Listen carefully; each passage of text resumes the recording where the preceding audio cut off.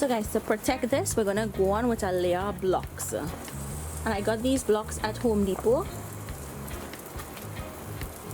You see how nice and thick they are? That's just to help protect the table. Right, so that's the first part, the table. Then we have the blocks. So now we're gonna put a fireside on there. Okay guys, we just put the chulha on. You guys see it has a nice height, it has a nice thickness between the metal and the chulha itself. So let me go closer so you guys can see a 360 view. So it's nice and high.